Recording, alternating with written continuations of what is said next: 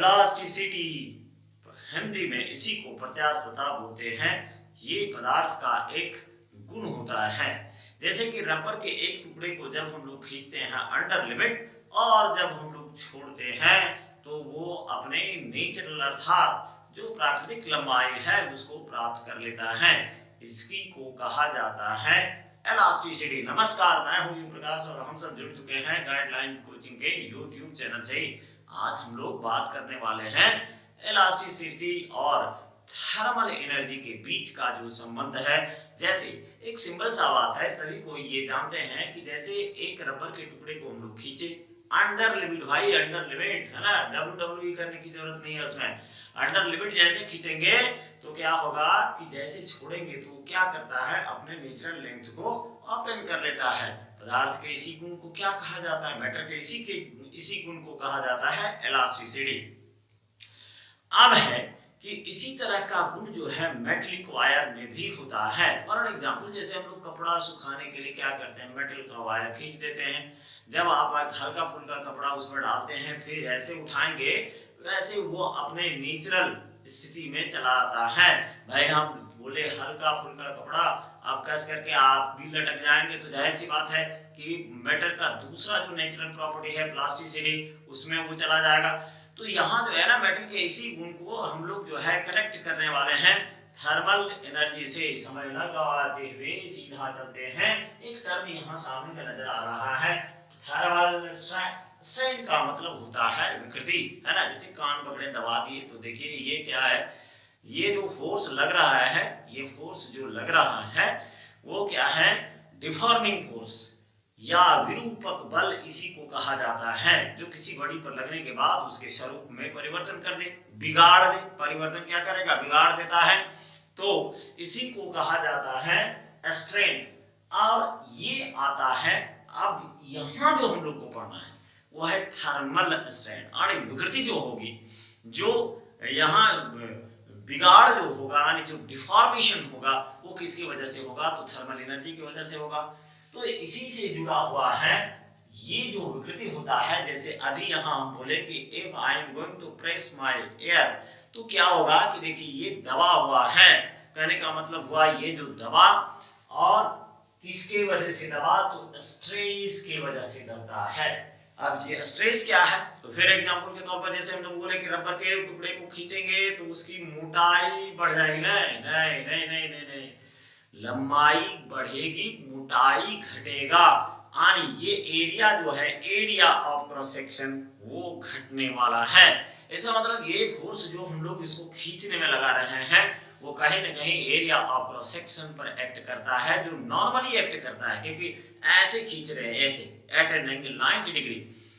इसीलिए इसको कहा जाता है डिफॉर्मिंग और रिस्टोरिंग फोर्स एक्टिंग पर unit area of cross section is known as stress.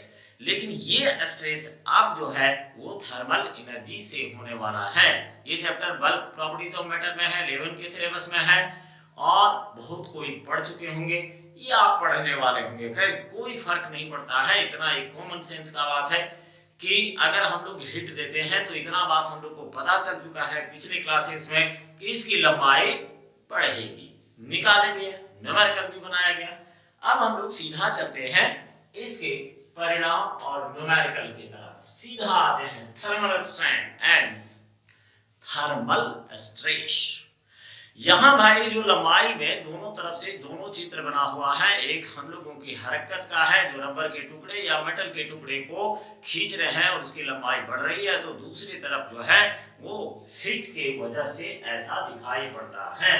अब स्ट्रेन तो सीधा समझना है, ज्यादा स्ट्रेन का 3 प्रकार होगा, ये बाद में हम लोग बल्क प्रॉपर्टीज में देख लेंगे। फिलहाल एकदम सीधा जुड़ जाना, हाँ जबरदस्त तरीके से। क्या हो रहा है, the ratio of change in shape of object to the original shape under the action of stress, है ना। यानी under the action of stress, जब हम लोग स्ट्रेस का सीधा मतलब समझना है, बल लगेगा, है ना, और बल की वजह से उसमें से क्या होगा, उसके स्वरूप में बिगाड़ होगा, डिफॉर्मेशन होगा, बिगड़ेगा भाई, बिगड़ेगा, है ना। किसी को जैसे अभी आपको दिखाए कहीं भी अगर आप जैसे कि वही रबर का टुकड़ा खींचे तो वो बना नहीं, बिगड़ा है। तो ये जो है बिगाड़ता है। तो यहाँ क्या कह रहा है कि जो ओरिजिनल शेप ऑब्जेक्ट का होता है और हम लोग जब हरकत करते हैं तो उसका शेप जो है बिगड़ता है, तो ये चेंज इन जो शेप होगा इसी के अनुपात को स्ट्रेन कहा जाता है। The ratio of change in length यहाँ जो है ये 3 प्रकार का है, लेकिन हम लोग बारी बारी से देखते चले जाएंगे।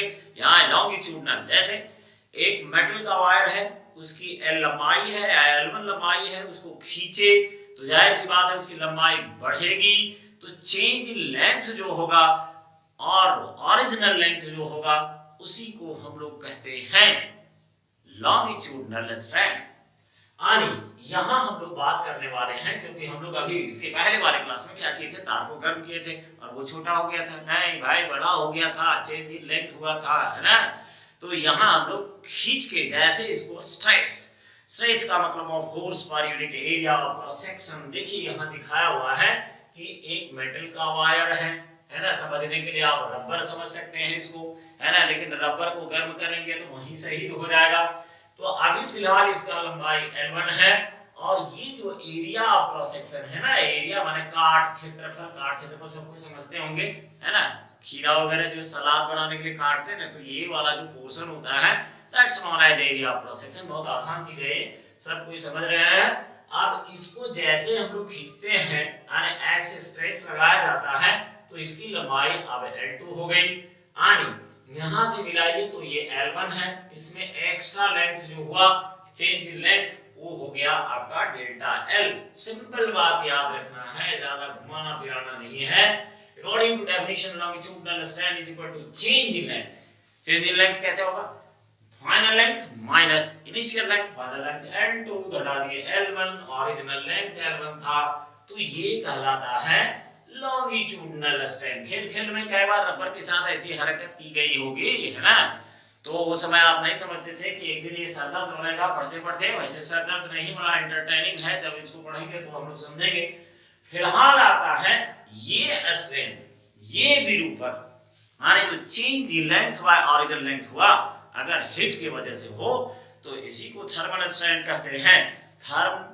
थर्मल मतलब उष्मीय, और ये परिवर्तन अगर उष्मा की वजह से हो, हीट की वजह से हो, तो इसी को कहा जाता है थर्मल स्ट्रैंड। जैसे यहाँ देखिए, थर्मल स्ट्रैंड का मतलब हुआ स्ट्रैंड प्रोड्यूस्ड बाय थर्मल और heat energy known as thermal strain. जैसे यहाँ एक तार लिए हुए हैं, वायर लिए हुए हैं मेटल का, उसको अभी फिलहाल उसका लेंथ कई बार बताया जा चुका है कि अगर कोई मटेरियल अपनी अवस्था को बरकरार किए हुए है तो इसका मतलब उसमें से हीट एनर्जी है, एकदम होगा ही, और उसका रूम टेम्परेचर पर अपना एक टेम्परेचर होगा। तो यहाँ भी वही हो रहा है, वायर का लेंथ L1 है और थीटा बेस 1 टेम्परेचर है। अब ऐसे जैसे हीट दिया गया, ठीक, तो क्या हो जाएगा, टेम्परेचर लेंथ वाइज बढ़ गया। ये देखिए, अगर ये भी है ना, तो ये हो गया A डैश B डैश। अब गर्म करेंगे तो जाहिर सी बात है टेम्परेचर बढ़ेगा, तो टेम्परेचर हो गया थीटा बेस 2। अब क्या होगा, change in length, change in length L2 minus L1, यहाँ हो गया आपका डेल्टा L। ये वाला जो है वो डेल्टा L दिखाया गया है, देखिए यहाँ डेल्टा L। और ये बताया जा चुका है चेंज इन टेम्परेचर राइज और फॉल हो सकता है। अगर ठंडा करेंगे तो टेम्परेचर घटेगा, अगर बढ़ाएंगे हीट करेंगे तो टेम्परेचर बढ़ेगा। अब आता है अकॉर्डिंग टू लीनियर एक्सपेंशन, हम लोग ये पढ़ चुके हैं फ्रैक्शनल चेंज इन लेंथ, है ना। हालांकि हम लोग ऐसे जाने थे इसको, change in length is directly proportional to original length और change in length proportional to change in temperature और राइज और फॉल इन टेम्परेचर। ये था, दोनों को मिलाए हुए थे, तो L1 minus L2 minus L1 directly proportional to L1 theta base 2 minus theta base 1, ये था। वेरी गुड, है ना। अब इसको हम लोग क्या किए हुए थे कि ये जो है इसका प्रोपोर्शनलिटी साइन हटा दिए तो आ गया L base 2 minus L base 1 alpha और theta 2 minus theta 1 is equal to delta theta. अब यहां जो है L1 L base 1 alpha delta theta, तो ये जो L1 है इसको अगर हम लोग ले आएंगे इधर बाएं साइड में ले आते हैं, तो बाएं साइड में ले आएंगे तो क्या हो जाएगा L1 L2 माइनस L1 और बटा में क्या हो जाएगा डेल्टा एल बेस वन।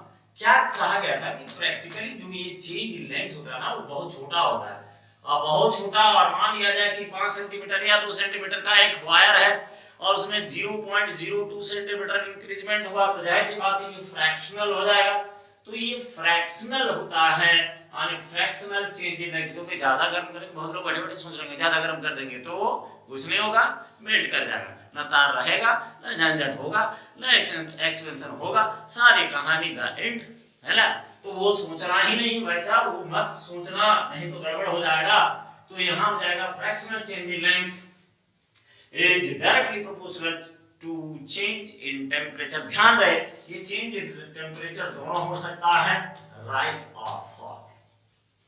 ठीक, अब यहाँ देखिए L2 minus L1 by L1 fractional change हो गया directly proportional to theta base 2 minus theta base 1। यानी यहाँ टेम्परेचर जो है थीटा बेस 2 वो ग्रेटर है और थीटा बेस 1, तो delta L by L1 is directly proportional to delta theta. अब जैसे हम लोग यहाँ प्रोपोर्शनलिटी साइन हटाते हैं, जैसे यही अगर हम लोग हटा दिए, यहाँ बात कर रहे हैं कि अगर हम लोग इसका प्रोपोर्शनलिटी साइन हटा देते हैं तो क्या होगा, देखिए क्या होता है, L बेस 2 है ना, L base 2 minus L base 1 हो गया। तो L base 2 minus L base 1 by L base 1 directly proportional to delta theta.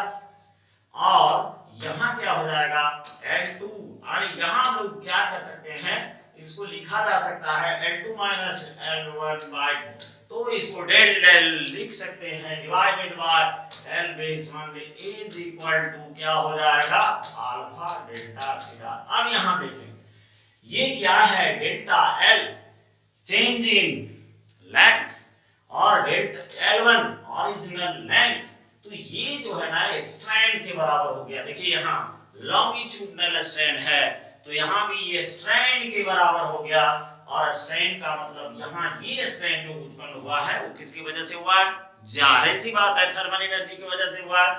तो इसी को कहा जाएगा thermal strain. Since this strain takes place due to thermal energy that's therefore thermal strain का मान आ गया अल्फा डेल्टा थीटा।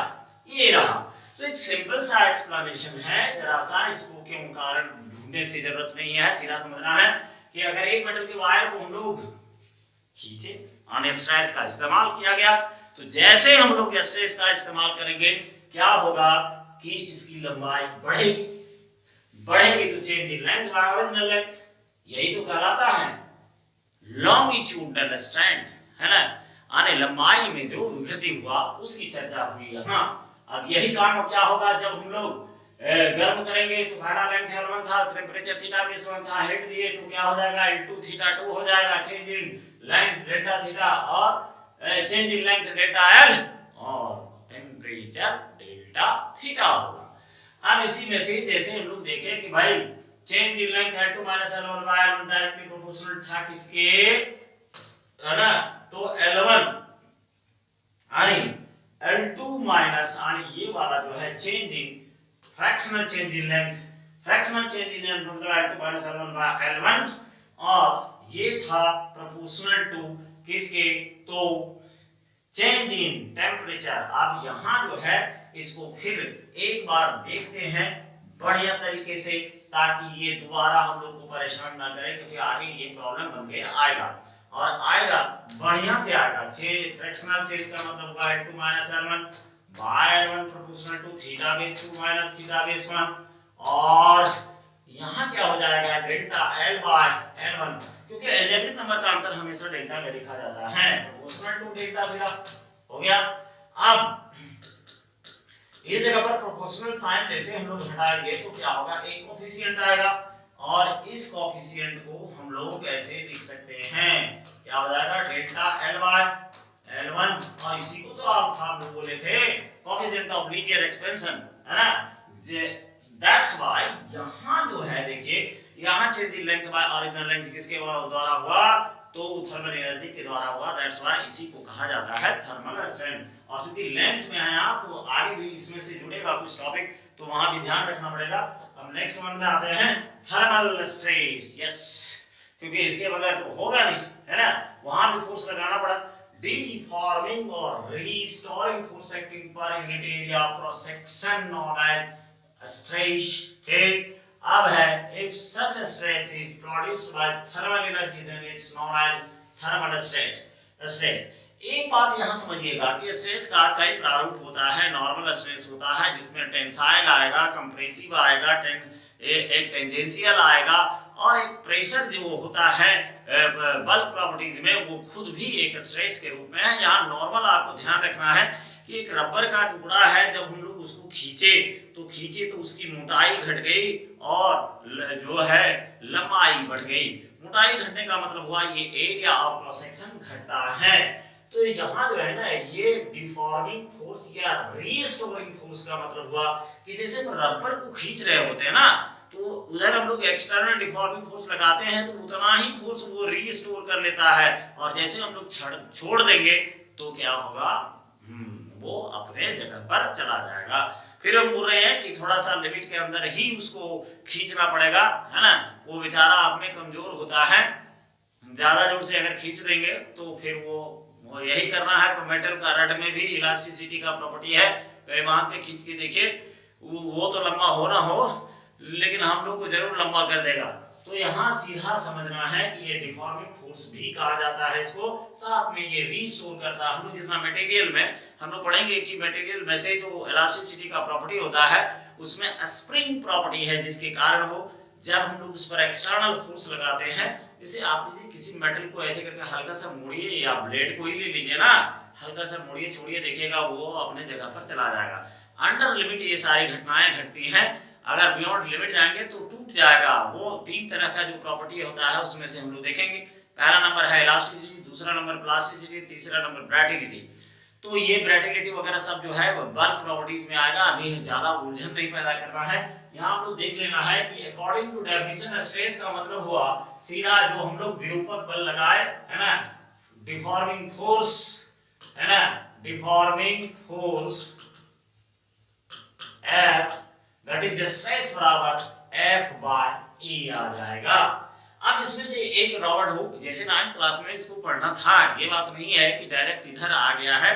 तो Robert Hooke एक फिजिसिस्ट जिसने ये पता लगाया कि भाई अंडर इलास्टिक लिमिट, जो अभी हम बोल रहे हैं कि रबर को अगर खींचना भी है तो अंडर लिमिट खींचना पड़ेगा, बियॉन्ड लिमिट जाएंगे तो वो अपना जिंदगी भर फिर वापस नेचुरल लेंथ में नहीं आता है। तो ये बात का ध्यान रखना है कि अंडर लिमिट क्या होता है, जब हम लोग स्ट्रेस को प्रोवाइड करेंगे ना, अंडर इलास्टिक लिमिट, इसी को कहा जाता है इलास्टिक लिमिट, प्रत्यास्थ सीमा। तो ये प्रोपोर्शनल होता है किसके, स्ट्रेन के। जितना बड़ा स्ट्रेन लिमिट के अंदर होगा उतना बड़ा स्ट्रेस लगेगा। ये रॉबर्ट हुक का एक ऑब्जर्वेशन, एक्सपेरिमेंटल ऑब्जर्वेशन था। मैथमेटिकली इसको हम लोग क्या लिख सकते हैं, stress directly proportional to strain, यानी प्रतिबल विकृति के समानुपाती होता है। लेकिन लिमिट के अंदर ये हिंदी माध्यम में पढ़ना था क्लास नंबर 9 में। तो खैर यहाँ आपको क्या करना है, ये समझना है कि भाई जो ये F by A है प्रोपोर्शनल है change in length bye original length, जैसे लिखना है F1L जो लिखना है, तो ये सीधा प्रोपोर्शनल होता है। जाहिर सी बात है हम लोग प्रोपोर्शनलिटी साइन हटाते हैं तो यहाँ एक कोएफिशिएंट आएगा, जिसको हम लोग कोएफिशिएंट भी कहेंगे, ये कांस्टेंट भी कहा जाता है, और एक वर्ड होता है मॉडुलस, इसका भी मतलब होता है कोएफिशिएंट, नियतांक। प्रत्येक पदार्थ का अलग अलग मान होगा। अब है for longitudinal strain and normal stress. वैसे खींच रहे थे ना, ऐसे पीछे देखे होंगे, ये खींच रहे थे, जब हम लोग पीछे आते हैं देखिए ये खींच रहे थे जिस समय, ठीक है, तो ये कितना डिग्री पर लग रहा था भाई साहब, 90 डिग्री पर एक्ट कर रहा था, है ना। तो फोर्स, और ये नॉर्मली टेंसाइल है, ये नीचे खींच रहा है, तो इसी को कहा गया था क्या, स्ट्रेस। अब यहाँ जो है यही अंडर लिमिट होना चाहिए, stress directly proportional to strain. And यहाँ साफ मतलब हुआ कि ये जो है वाई जो होता है ना, अलग अलग जगह पर अलग कोएफिशिएंट आता है, वैसे कॉमन कोएफिशिएंट ही बोला जाता है, कोएफिशिएंट ऑफ इलास्टिसिटी या मॉडुलस ऑफ इलास्टिसिटी कहा जाता है। अब है कि ये स्ट्रेस आप जैसे ले रहे हैं, स्ट्रेन जैसे ले रहे हैं, जैसे हम लोग यहाँ लॉन्गिट्यूडनल स्ट्रेन ले रहे हैं, तो इसका एक्सपेरिमेंटल ऑब्जर्वेशन जो किया गया था वो थॉमस यंग के द्वारा किया गया था। इसीलिए उसके नाम पर ये y होगा, कहीं b होगा, कहीं k होगा, है ना। तो अलग अलग जगहों पर होगा, लेकिन यहाँ आपको समझ रहा है कि stress directly proportional to strain, जो मेटलिक वायर को हम लोग गर्म किए हैं उसके लिए ऐसा सिलेक्शन हो रहा है प्रोपोर्शनल टू स्ट्रेन। और जब हम लोग समानुपाती चिन्ह हटाते हैं, प्रोपोर्शनलिटी साइन हटाते हैं, तो एक कोएफिशिएंट आता है, इसी को कहा जाता है क्या, यंग्स मॉडुलस ऑफ इलास्टिसिटी। यहां नजर आ रहा होगा। अब कुछ नहीं करना है, सीधे बैठाते जाना है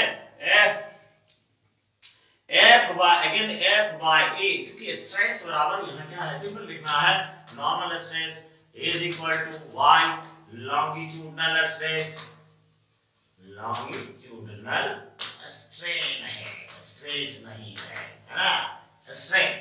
अब यहाँ स्ट्रेस का मतलब क्या हुआ, F by A, force into A by divided by area of cross section, ये रहा y। अब ये लॉन्गिट्यूडनल स्ट्रेन अगर हो जाए थर्मल, यानी अगर मान लिया जाए, वैसे तो यहाँ होता है change in length bye original length, हो गया, या L लिखिए, अगर ये थर्मल हो जाए, थर्मल कहने का मतलब हुआ कि अल्फा डेल्टा थीटा हो जाए, जो कि पहले निकाला जा चुका है ना। फिर देख लीजिए भाई, ये आपका थर्मल स्ट्रेन की बात आ रही है ना। थर्मल स्ट्रेन का मतलब क्या हुआ, ये देखिए डेल्टा L बाय L1 बराबर, ये रहा थर्मल स्ट्रेन, यही तो थर्मल स्ट्रेन है ना। ये क्या है, जो स्ट्रेन प्रोड्यूस हुआ है वो किसकी वजह से हुआ है, तो एलोंगेशन की वजह से, और हीट एनर्जी के कारण ऐसा हुआ है, ये रहा थर्मल स्ट्रेन। तो जैसे आप थर्मल स्ट्रेन इसको बैठाते हैं, तो ये जो F by A है वो थर्मल स्ट्रेस कहलाएगा। यहाँ देखिए y F by A, अब ये जो थर्मल स्ट्रेन हम लोग बैठा दिए, देखिए ये F by A बराबर थर्मल स्ट्रेस कहलाएगा, और थर्मल स्ट्रेस बराबर यहाँ क्या हो जाएगा, पहले से y था, है ना, देखिए ये y था। अब इसको बैठा देंगे हम लोग यहाँ इसकी जगह पर, देखिए यहाँ बैठा दिए, तो यहाँ हो जाएगा y और अल्फा डेल्टा थीटा। अब चूंकि अल्फा डेल्टा थीटा क्या है, तो ये एक स्ट्रेन है, और कौन स्ट्रेन है जी, तो हीट एनर्जी की वजह से प्रोड्यूस किया हुआ ये स्ट्रेन है, इसीलिए यहाँ ये कहलाएगा थर्मल स्ट्रेस। ये दो सूत्र आपको ध्यान में रखना पड़ेगा, है ना, तब प्रॉब्लम बनेगा, नहीं तो फंस जाएगा, सिंपल सा बात है ना। तो ये स्ट्रेस बराबर y इनटू लॉन्गिट्यूडनल स्ट्रेन, और लॉन्गिट्यूडनल स्ट्रेन का मतलब हुआ change in length bye original length. अब अगर यदि ये हीट एनर्जी के वजह से प्रोड्यूस हो रहा है, then you have to write down alpha into delta theta, जो कि हम लोग किए। दो बात यहाँ सामने में आता है, पहला बात क्या है, दूसरा बात क्या है, यहाँ हम लोग दोनों ला करके देख लेते हैं। पहला नंबर हो गया, थर्मल स्ट्रेन का मान जो है, थर्मल स्ट्रेन बराबर अल्फा डेल्टा थीटा, और दूसरा नंबर आ गया थर्मल स्ट्रेस, और थर्मल स्ट्रेस का मतलब हो गया y और थर्मल स्ट्रेन डेल्टा थीटा, ये रहा। ये दोनों आपका उपयोगी साबित होगा, है ना। तो ये इसी पर आपको प्रॉब्लम बनाना है, कुछ नहीं करना है, खाली इतना बात समझना है कि यहाँ चेंज इन लेंथ जो हो रहा है भाई साहब, वो किसकी वजह से हो रहा है, हीट की वजह से होगा, change in length bye original length, इसी को कहा जाता है लॉन्गिट्यूडनल स्ट्रेन। अब वहां अगर हम लोग एक्सटर्नल डिफॉर्मिंग फोर्स लगाते हैं, तो वहां जो है नॉर्मली कहा जाता है स्ट्रेन, लॉन्गिट्यूडनल स्ट्रेन, लेकिन यहाँ अगर हीट की वजह से ऐसी घटना घट रही है, तो इसको कहा जाएगा लॉन्गिट्यूडनल यानी थर्मल स्ट्रेन कहा जाता है, थर्मल स्ट्रेन। अब आते हैं प्रॉब्लम पर, फटाफट देखते जाइए, ज्यादा समय नहीं लगेगा। एक स्टील का रड है जिसका दोनों छोर क्लैंप किया गया हॉरिजॉन्टल बेस पर, the rod is unstrained, 20 degree centigrade पर है, लेकिन उसमें किसी भी तरह का खिंचाव जो है वो उत्पन्न नहीं हुआ है। Find the longitudinal strain developed in the rod if the temperature is rises to 50 degree centigrade। Coefficient of steel दिया हुआ है, कोएफिशिएंट ऑफ स्टील मतलब अल्फा का वैल्यू दिया हुआ है, अल्फा का value 1.2 into 10 to the power -5 पर डिग्री सेंटीग्रेड, ये चीज बताया हुआ है। ठीक, सभी कोई जान रहे हैं इसको। तो ऐसा करते हैं, ये रड का शक्ल देखते हैं, ये रड है भैया। ठीक, अब ये दोनों तरफ साइड से क्लैंप किया गया है और ये जो क्लैंप किया गया है अभी फिलहाल, तो इसमें किसी तरह का स्ट्रेन नहीं है। पहला टेम्परेचर इसका कितना है, 20 डिग्री सेंटीग्रेड। ठीक, अब ये हीट हुआ, वैसे तो टेम्परेचर बढ़ेगा नहीं, आदमी तो है नहीं कि उसको आप कुछ बोल देंगे उस आएगा थमथमा के उसका टेम्परेचर बढ़ जाएगा, नहीं, ये हीट दिए हम लोग और जैसे हीट देंगे तो क्या होगा, टेम्परेचर बढ़ करके चला गया 50 डिग्री सेंटीग्रेड। ठीक, अब कह रहा है कि भाई निकालो, है ना, क्या निकालो, तो find the longitudinal strain, put the data, gate the result, है ना। ये रहा थर्मल स्ट्रेन का सूत्र, अभी अभी हम लोग देखे हैं, alpha delta theta. Thermal strain हम डेल्टा थीटा सॉल्व कर लेते हैं ना, डेल्टा थीटा मतलब थीटा 2 माइनस थीटा 1, चलिए थीटा 2 माइनस थीटा 1 कर दिए। थर्मल स्ट्रेन का मतलब अल्फा, अल्फा का वैल्यू कितना दिया हुआ जी, 1.2 into 10 to the power -5 पर डिग्री सेंटीग्रेड हो गया। अब ये भी डिग्री सेंटीग्रेड, ये भी डिग्री सेंटीग्रेड गया, 50 में 20 गया भाई साहब, 30 बचा।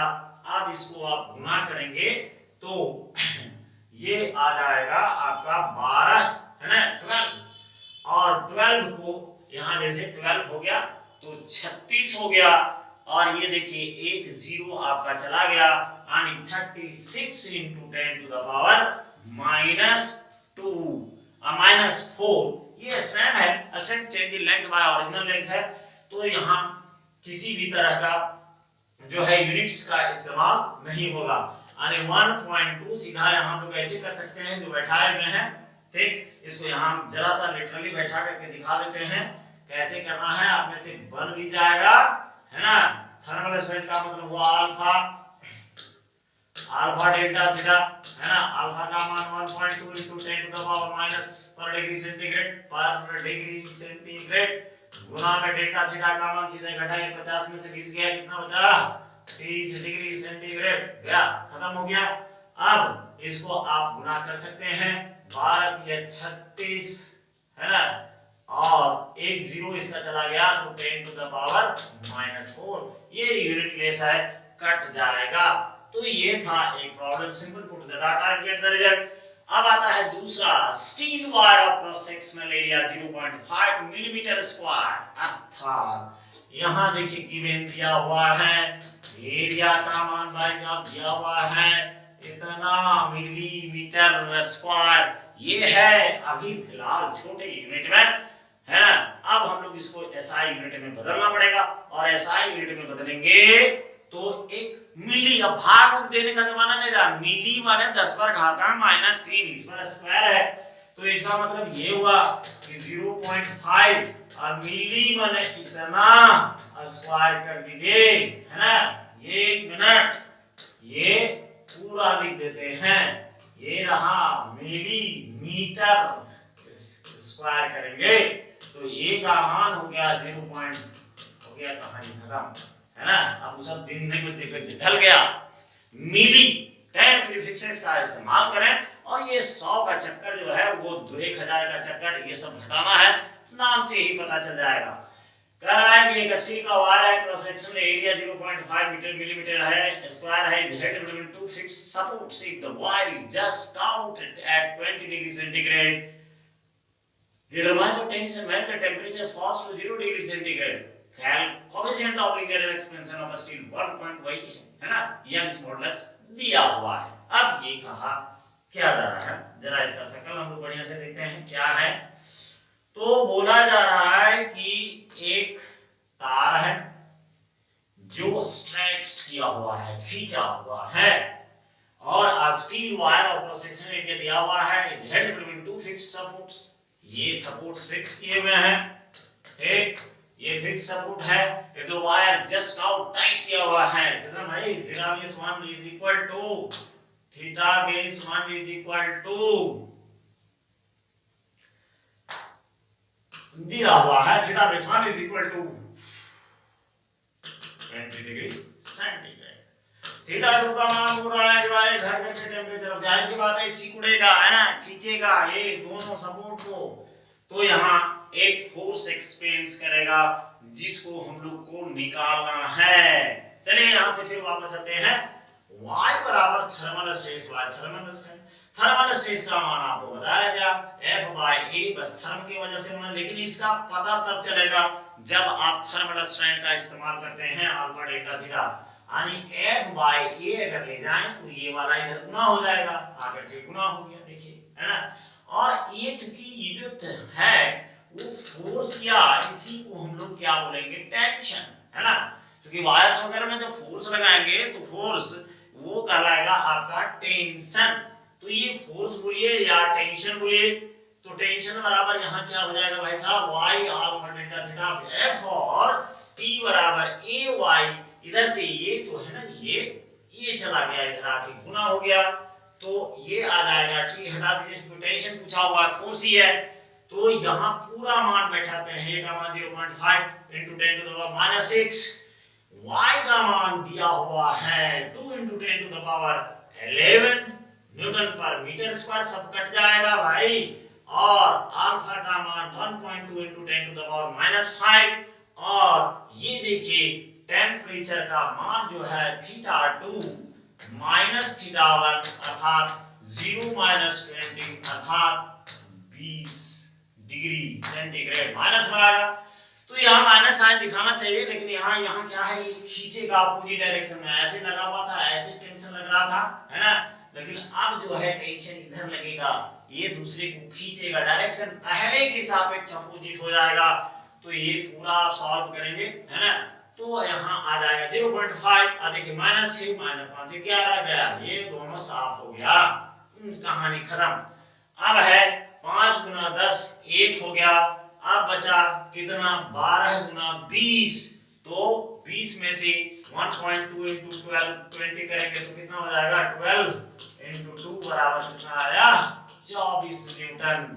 ये डायरेक्शन इसका अपोजिट होगा, है ना, पहले जैसे स्ट्रेट किया गया था वैसे नहीं करना, तो यहाँ इतना थोड़ा सा लंबा समझने के लिए कर दिया, डायरेक्ट आप ऐसे लिख सकते हैं F by A और T by A बराबर y अल्फा डेल्टा थीटा, और T by A बराबर y अल्फा डेल्टा थीटा, तो T बराबर सीधा हो जाएगा, यहाँ ये ले आए, है ना, A y Young's modulus of elasticity delta theta, फटाफट निकालिए, put the data and get the result. Problem इसमें भी आएगा, लेकिन पहले जो एक प्राइमरी स्केल पर होता है, क्योंकि ऐसा प्रॉब्लम लोग बनाना नहीं चाहते, तो पहले आप धीरे धीरे बनाइए, है ना। देखिए भाई साहब, एक बात सबको समझ जाइए, फिजिक्स आपको पसंद हो ना हो, मतलब अगर ऐसा आप समझ नहीं फिजिक्स हमको नहीं पसंद है, बिल्कुल नहीं पसंद है, ये मायने नहीं रखता है कि फिजिक्स आपको पसंद नहीं है, मायने ये रखता है कि फिजिक्स आपको पसंद कर रहा है या नहीं कर रहा है, ये सबसे बड़ा चीज है। बहुत लोग ऐसा होता है ना, बड़ा कंफ्यूजन में जीता रहता है, और उसका कोई इलाज ब्रह्मांड में है नहीं, हर चीज को बोलेगा वो हमको पसंद नहीं है। अरे भाई, ये पहले समझो कि वो तुमको पसंद कर रहा है या नहीं कर रहा है, उल्टा पुल्टा चलता रहता है, कभी हिंदी में 33 और 36 लिख के देखे, पूरा दुनिया ऐसे ही गोलमटोल होते जा रहा है। तो आप ये मत समझिए कि आपको फिजिक्स पसंद है या नहीं, वो समझिए कि वो आपको कैसे पसंद करेगा, तो उसके लिए आपको क्या करना पड़ेगा, उससे बार बार बातचीत करनी पड़ेगी, उसको समझना पड़ेगा।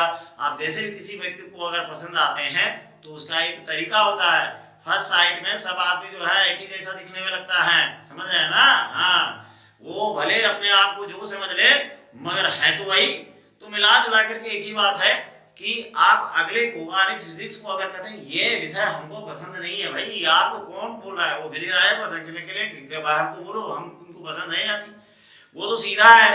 आपका ये तभी हो सकता है जब आप इसको पसंद है, एकदम स्ट्रेट फॉरवर्ड बात।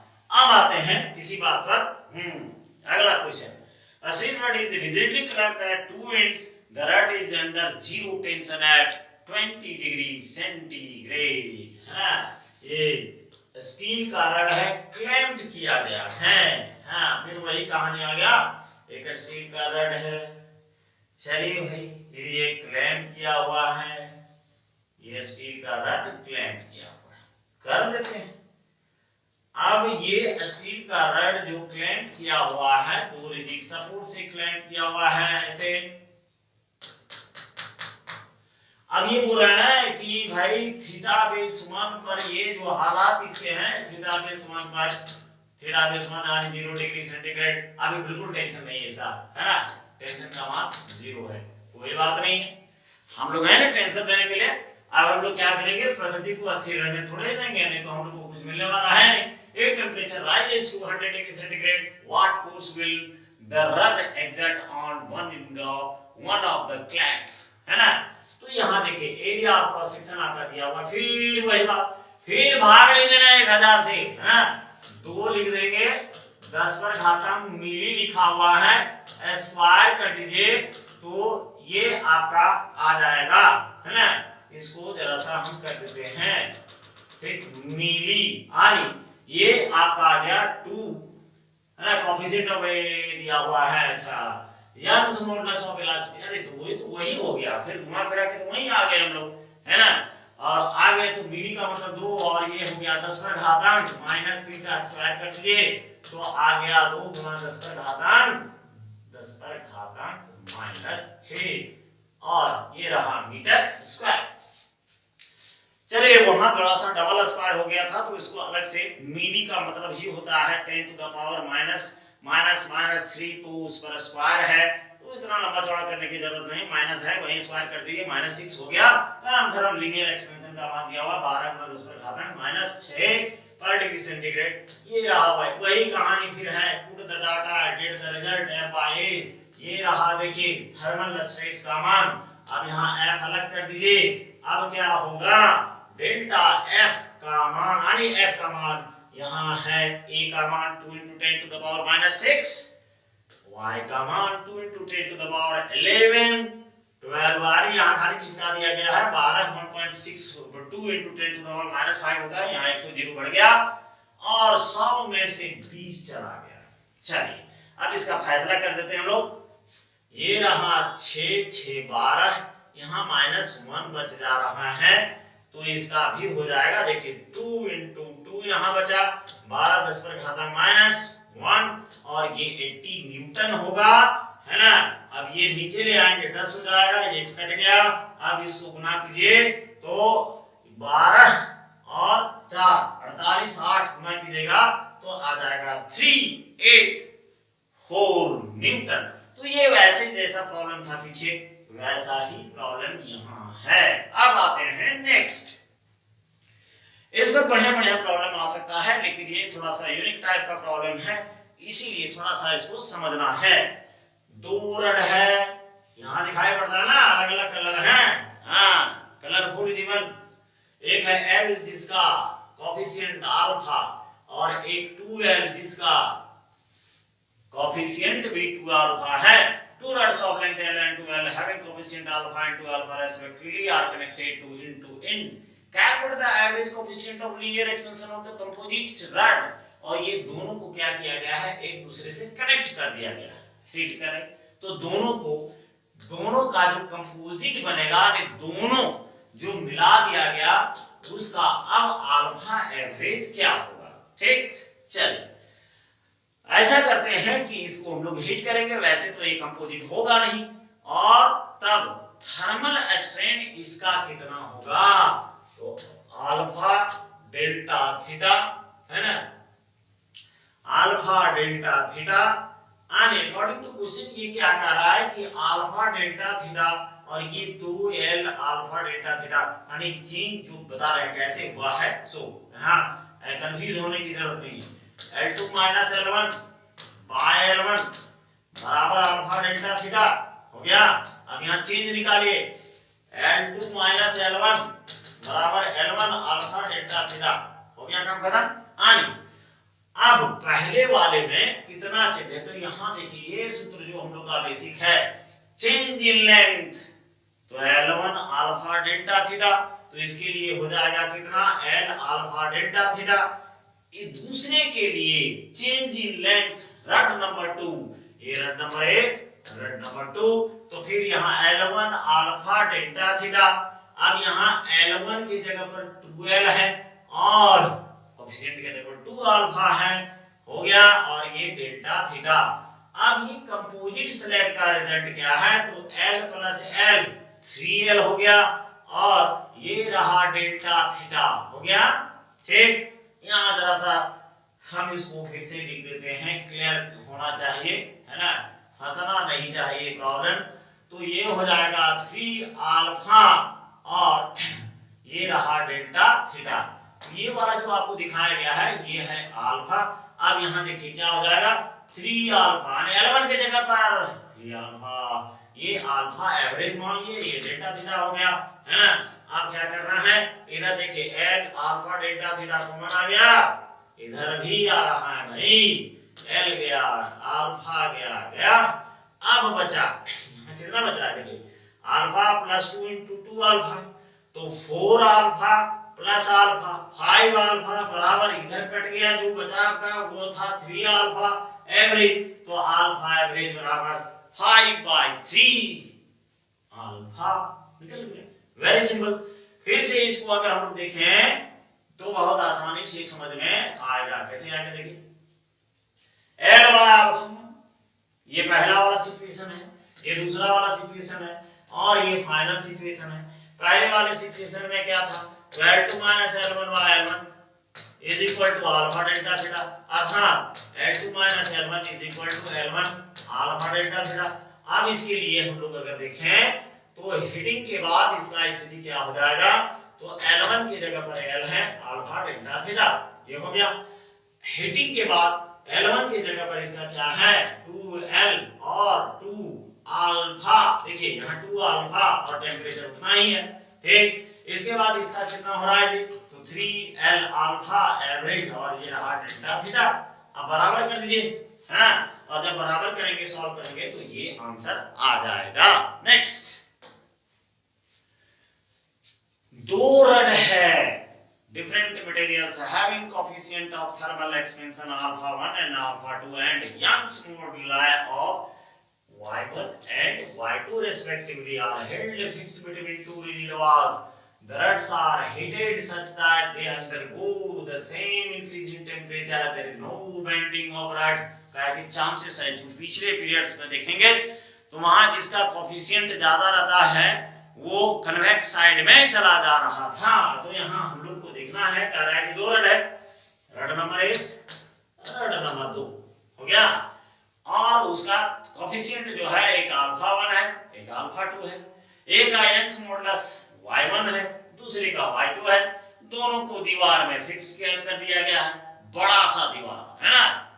अब बड़ा सा दीवार इसीलिए क्योंकि ये मेडिवल एज का सिनेमा नहीं है ना, यहाँ थोड़ा सा रड वगैरह है। पुराने जमाने में क्या होता था कि हीरो से काम करवाने के लिए विलेन लोग क्या करता था, उसकी बूढ़ी माँ को ले गया उठा करके और खंभे में बांध देता था, लगता था जैसे उसकी बूढ़ी माँ नहीं WWE का जो है चैंपियन हो। खैर यहाँ देखिए दोनों रड्स में हम लोग क्या करेंगे, दोनों वाल में से इसको दोनों रड्स को जो है वो टाई कर दिया गया, बांध दिया गया। The rods are heated such that they undergo, यानी जब इसको गर्म किया गया, डेल H दिया गया, तो दोनों में इंक्रीज इन टेम्परेचर बराबर था, अर्थात θ1 बराबर θ2, ये बात बोला जा रहा है, यानी इंडिपेंडेंट ऑफ थीटा।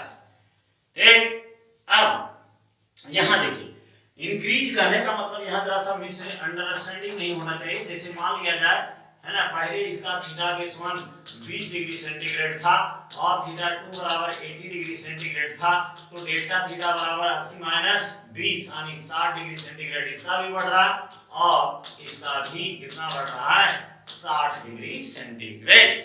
दोनों का इंक्रीज इन टेम्परेचर बराबर है। थर्मल स्ट्रेन का मान भाई अल्फा डेल्टा थीटा, y बराबर thermal stress y thermal strain, बस वही कहानी है। थर्मल स्ट्रेस का मतलब हुआ y गुना थर्मल स्ट्रेन, यानी थर्मल स्ट्रेस का मतलब हुआ y अल्फा डेल्टा थीटा। अब यहाँ क्वेश्चन के अनुसार क्या कह रहे हैं कि भाई ये जो थर्मल स्ट्रेस नंबर 1 जो है वो थर्मल स्ट्रेस, क्योंकि दोनों का जो है वो तो दोनों बराबर है ना, तो बराबर है तो थर्मल स्ट्रेस बराबर, क्योंकि दीवार तो इसको आगे बढ़ने नहीं देगा, इसको आगे नहीं बढ़ने देगा, तो ऑलमोस्ट जो है अपने साइज में है। तो थर्मल स्ट्रेस नंबर 1 बराबर थर्मल स्ट्रेस नंबर 2। अब पहला वाला कितना आ जाएगा, y1 alpha 1 delta theta, y2 alpha 2 delta theta गया दोनों, है ना। बाबू भैया के चश्मा का दोनों शीशा फूटा, बचा कितना y1 बाय y2 बराबर अल्फा 2 बाय अल्फा 1। अब अल्फा 2 बाय अल्फा 1 जरा सा झांकते हैं, alpha 2 by alpha 1, alpha 1 alpha 2 2:3 है, तो यहाँ उलट जाएगा ना, अल्फा 1:2 अल्फा 2:2 है, यानी अल्फा 1 अल्फा 2 बराबर 2/3, यहाँ तो उलट गया ना, यहाँ हो गया अल्फा 2 बाय अल्फा 1, यहाँ देखिए अल्फा 2 बाय अल्फा 1 यानी 3/2, तो y1 y2 का अनुपात क्या हो जाएगा, ये रहा। तो यहाँ खाली मिसअंडरस्टैंडिंग नहीं होना चाहिए, क्योंकि कह रहा है ना कि the rods are heated such that they undergo the same increase in temperature, यानी जितना इंक्रीज टेम्परेचर हो रहा है पहले का और दूसरे का उतना ही हो रहा है। रड्स जो है बाउंडेड है, तो जाहिर सी बात है कि इसमें से जो थर्मल स्ट्रेस प्रयोग हो रहा है दोनों का वो बराबर होगा, जितना ये स्ट्रेस में है ना, फोर्स पर यूनिट एरिया क्रॉस सेक्शन उतना दूसरा भी है, इसीलिए ये आपका आंसर ये आ गया। नेक्स्ट आ गया, चलिए प्रॉब्लम तो बनाना पड़ेगा भाई, प्रॉब्लम नहीं बनाएंगे तो आपको समझ में नहीं आएगा, डेंस फॉरेस्ट के जैसा लगेगा, वही जंगल में बार बार आप घूमते रहिए तो जंगली प्राणी से भी दोस्ती गांठी जा सकती है, ये समझदार लोग कह के चले गए और पाल के भी जानवर को चले गए। चलिए यहाँ देखते हैं, एक स्टील का रड है जिसका डायमीटर 1 सेंटीमीटर है, डायमीटर भाई साहब डायमीटर 1 सेंटीमीटर, एक is clamped firmly at each end when its temperature is 25 degrees centigrade, so that is cannot contract or cooling. Calculate the approximate tension in rod at 0 degree centigrade। बेचारा इसका भी हालत खराब है, ये रहा रड, इसके पीछे जो है क्लैंप कर दिया गया है, दबा के इसको रखा गया है, ये रहा। अब जरा सा इसको दीवार की तरह बना देते हैं, हो गया। बोल रहा है steel rod of diameter 1 centimetre, ये जो है इसका डायमीटर वो आपका 1 सेंटीमीटर है। कैलकुलेट द अप्रोक्सीमेट, तो जाहिर सी बात है जब ये घटेगा, इसमें थर्मली अटैच्ड है, जब टेम्परेचर नीचे जाएगा तो ये खींचेगा, इसकी लंबाई घटेगी, और घटेगी तो यहाँ जाहिर सी बात है टेंशन में ये आएगा, फोर्स इस पर एक्ट करेगा। वही पुरानी कहानी, thermal strain alpha delta theta, y बराबर thermal stress y thermal strain, F by E बराबर इधर y ले आइए, यही आ जाएगा, F और T बराबर ये alpha theta, A is equal to कितना हो जाएगा, हाँ पाई आर स्क्वायर होता है ना, तो A बराबर pi r square, area of cross section परंतु यहाँ क्या है, ये है d बाय 2 का स्क्वायर करना पड़ेगा, तो यहाँ आ जाएगा पाई स्क्वायर बाय 4। अब बैठाइए पाई d square by alpha delta theta by 4, t बराबर इतना हो गया, इतना देखिए बैठाइए 3.14 into 10 to the power -4 हो गया। फिर यहाँ देखिए y का मान ये दिया हुआ था, हम लोग को कुछ करना नहीं था, y का मान गिवन है ना क्वेश्चन में, वो ऊपर में था सब दिया हुआ, 2 into 10 to the power 11, और अल्फा का मान जो था इसमें से दिया हुआ है गिवन, ये जरा सा अल्फा का मान दिया हुआ है -पर डिग्री सेंटीग्रेड, गामा का मान दिया गया है, गामा नहीं y का मान है 2 into 10 to the power 11 Newton पर मीटर स्क्वायर हो गया। टेम्परेचर का मान 25 डिग्री सेंटीग्रेड से नीचे आया, अब यहाँ बैठा दीजिए, देखिए सिंपल वो डाटा में आप इंक्लूड कर दीजिएगा, छुपा हुआ है ना, ये y का वैल्यू है, ये y का वैल्यू है, ठीक, यंग्स मॉडुलस ऑफ इलास्टिसिटी ये गिवन दिया हुआ है क्वेश्चन में, ठीक है। तो ये टेम्परेचर 25 डिग्री सेंटीग्रेड था, वो घटा करके आप उसको जैसे बैठाएंगे, ये डाटा आपके पास होना चाहिए, नहीं तो प्रॉब्लम नहीं बनेगा, जो कि बगल में लिखा हुआ है। डी का मान 1 सेंटीमीटर है। अब आराम से बैठाते चले जाइए, देखिए ये आ जाएगा 11, 4, 5, 9, ये वाला आपका घटेगा, बचेगा 100, बगल में 100 कर दिए, 2500 का 100 हो गया, 25 गुना 25, और ये रहा 3 × 1 4 × 2 1 3.14, और 625 गुना 2 1250, इसको गुना करेंगे तो 3925 न्यूटन, राउंड ऑफ करेंगे 4000 न्यूटन लिखा जा सकता है। ये था कुछ प्रॉब्लम जिसकी चर्चा हम लोग कर चुके हैं, आप इसको एक बार देख लेंगे। इससे भी स्ट्रॉन्ग प्रॉब्लम लास्ट मोमेंट में जब चैप्टर हम लोग फ्रीज करेंगे तो उसमें से जोड़ा जाएगा। अब आता है superficial expansion and cubical expansion. ये था लीनियर एक्सपेंशन। अभी हमको जितना समझ में आया, जरूरत है वो पर्याप्त है। अगर आप इसको जानेंगे तो आगे के प्रॉब्लम बनाने में बहुत आसानी होगी।